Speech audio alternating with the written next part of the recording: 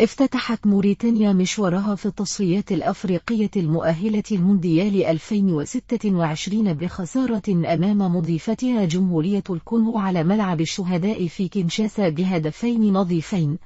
وصمد المرابطون حتى الدقيقة 63 عندما اهتزت شباكهم بهدف يوان إيسا إثر تمريرة من فيوبونجوندا، ليعود هذا الأخير بإضافة الهدف الثاني في الدقيقة 82.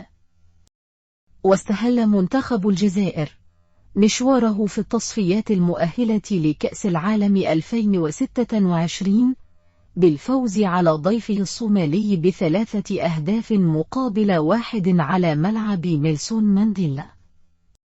بدأت الجزائر اللقاء بشكل هجومي، ونجحت في تسجيل هدف مبكر مستفيدة من النيران الصديقة بعدما حول أحمد عابد الكرة بالخطأ في مرمى منتخب بلاده.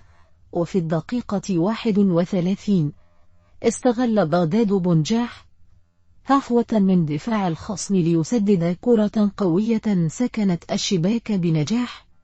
وشهد الشوط الثاني استفاقة صومالية، وتمكن المهاجم أحمد يوسف من تقليص الفارق عند الدقيقة 65 إثر متابعته كرة عائدة من الحارس مندريا، لتصبح النتيجة 2 مقابل 1 للجزائر.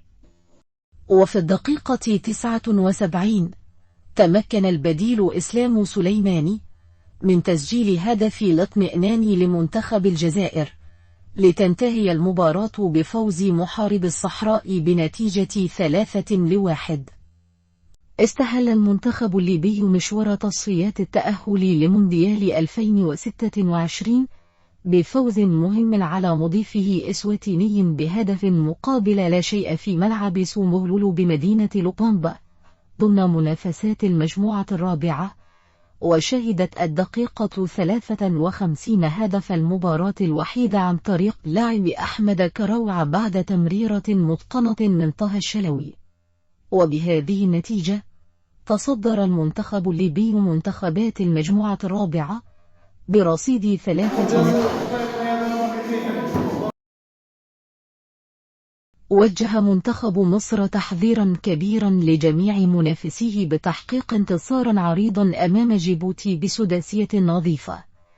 انتهت المباراة بفوز منتخب مصر على جيبوتي في المواجهة التي جمعت بينهما بالجولة الأولى من التصفيات الأفريقية المؤهلة لكأس العالم 2026 على استاد القاهرة الدولي.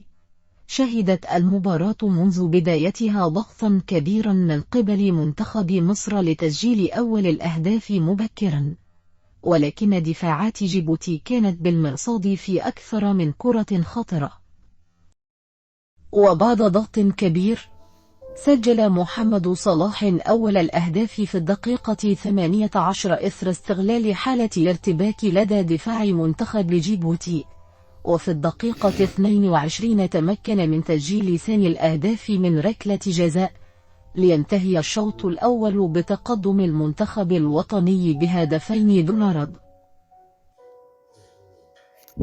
وفي الشوط الثاني تحديدا بالدقيقة 48 نجح محمد صلاح في تسجيل ثالث الأهداف بعد تمريرة مميزة من أحمد فتوح، وواصل محمد صلاح تألقه في المباراة، وبعد ضغط مميز نجح في تسجيل رابع الأهداف للمنتخب الوطني في الدقيقة 69 ليبصم بذلك على سوبر هاتريك.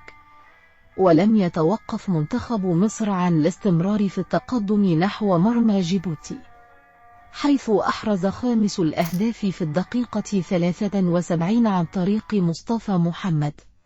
وقبل انتهاء المباراة أبى محمود حسن تريزيجي ألا يكون له نصيب من الكعكة ليسجل سادس ألف. حقق منتخب تونس فوزا عريضا على ضيفه منتخب ساو تومي وبرينسيب برباعية نظيفة في المباراة التي جمعت الفريقين على الملعب الأولمبي حماد العقرب برادس. ضمن منافسات الجولة الأولى من تصفيات كأس العالم 2026. وسجل ياسين مرياح مدافع فريق الترجي هدف منتخب تونس الأول في الدقيقة 37 بعد متابعته لعرضية نعيم السليتي من ضربة ركنية. وضاعف يوسف المساكني صانع لاعبنا العربي القطري النتيجة لفريق المدرب جلال القادري بتسديدة متقنة بعد 8 دقائق من بداية الشوط الثاني. وأضاف حمزة رفيعه لاعب وسط ليش الإيطالي لا تنسوا الاشتراك في القناة وتفعيل زر الجرس ليصلكم كل جديد.